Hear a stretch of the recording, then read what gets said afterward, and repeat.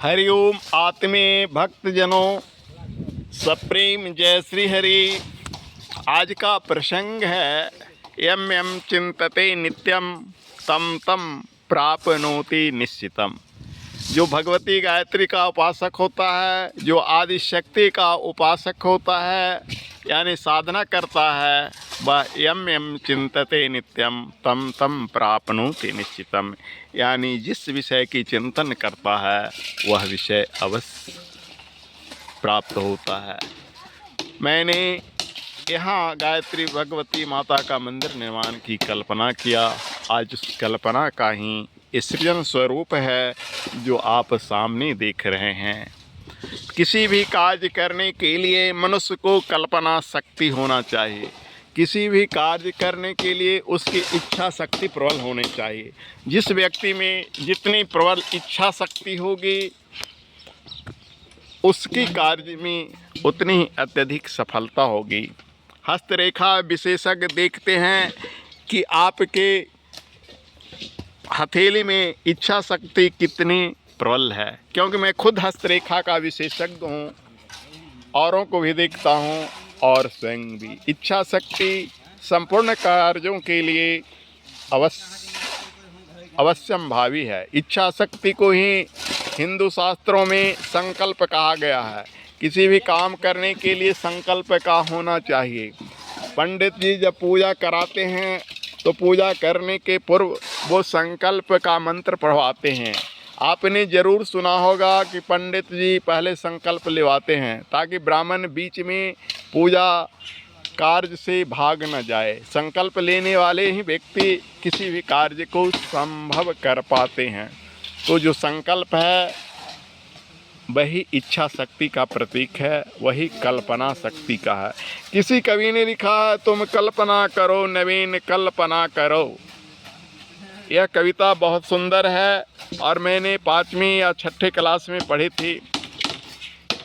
मनुष्य को हमेशा कुछ न कुछ कल्पना करनी चाहिए। अच्छी कल्पना करोगे तो अच्छी कार्य करोगे। मेरे मानस में मंदिर की कल्पना हमेशा रहती है। तो एक मंदिर तपोवन में बनाया, भगवान श्री हरि विष्णु और भगवती गायत्री का वहाँ स्थापना है। और एक गायत्री माता का मंदिर है जहाँ मेरी त्रिकाल गायत्री साधना का प्रतीक गायत्री प्रातः हंस वाहिनी हो, दोपहर गरुड़ वाहिनी हो और संध्या वृषभ वाहिनी हो। देख रहे हैं सामने गर्भगृह। वहाँ जब सृजन पूर्ण हो जाएगा मंदिर निर्माण, तब भगवती गायत्री विराजेंगे। जो मनुष्य त्रिकाल साधना करता है, आज हमारी संस्कृति में से त्रिकाल साधना लोप होती जा रही है। लोग कहते हैं कि मेरे पास समय नहीं है। अरे भैया, समय कैसे नहीं है? गप करने का समय है, ताश खेलने का समय है, गुटखे खाने का समय है, दारू पीने का समय है, लेकिन पूजा करने का समय नहीं है, भगवान की अर्चना करने का समय नहीं है। लोग सीधे कह देते हैं समय नहीं है। जब मौत आती है तो समय कहाँ चली जाती है? किसी का बस से, किसी का बाइक से गिरकर मृत्यु हो जाती है। एक्सीडेंट में लोग, नित्य देश में हजारों लोग मरते हैं। तो वैसे ही व्यक्ति मरते हैं जो कहते हैं कि हमको भगवान पूजा करने की समय नहीं है। समय निकालो और सुबह शाम जब भी हो सके तो भगवान की पूजा पाठ करो। मंदिर निर्माण के विषय यही होता है कि मनुष्य अपने आप का समय निकालकर कम से कम सुबह शाम मंदिर तो जाया करे।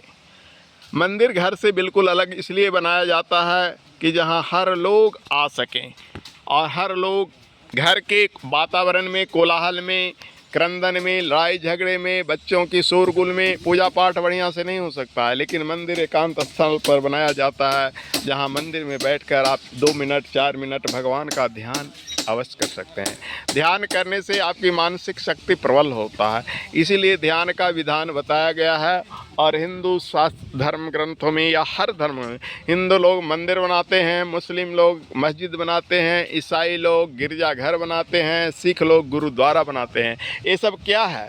ये सब उनकी साधना पूजा स्थली का ही तो प्रतीक है। क्योंकि हम अपने घर से अधिक खर्च मंदिर निर्माण में इसलिए करते हैं कि घर में तो हम लोग रह सकते हैं, लेकिन उस घर में इस पूरे संसार को चलाने वाले रहते हैं। इसीलिए सब लोग अपने घर से ज़्यादा खर्च मंदिर निर्माण में, मस्जिद निर्माण में, चर्च निर्माण में करते हैं। जो जिस धर्म का होता है वो अपने परमपिता परमात्मा को उस लायक स्थान देता है और यह दर्शाता है कि हम अपनी माता पिता की कद्र करें। जैसे जगत पिता परमात्मा के लिए मंदिर बनवाते हैं, ऐसे ही अपने माता पिता को घर से बाहर न करें, क्योंकि आजकल वृद्धाश्रम की परंपरा हो गई। ऐसा गलत होना है, क्योंकि हम जब भगवान के लिए मंदिर बनाते हैं तो अपने माता पिता को भी घर के सुंदर स्थान में उनको रख सकें। इसलिए मैं अपने चैनल के माध्यम से लोगों को कहता हूं कि हम परमपिता परमात्मा की मंदिर निर्माण के पीछे यह रहस्य होता है कि हम उनकी पूजा करें। तो जैसे परमपिता परमात्मा की पूजा करते हैं, वैसे ही उस परमपिता परमात्मा की स्वरूप मेरे माता पिता हैं, हम उनकी भी पूजा करें, उनकी भी सेवा शुश्रूषा करें, तो हमारा जीवन धन्य होगा। तो भक्तजनों, इस चैनल के माध्यम से जो मैं अमृतवाणी आप लोगों तक पहुंचाता हूं, आप लोग उस पर अपने विचार कमेंट बॉक्स में व्यक्त कर सकते हैं। माँ गायत्री आप पर कृपा करें। हरि ओम तत्सत। ओम।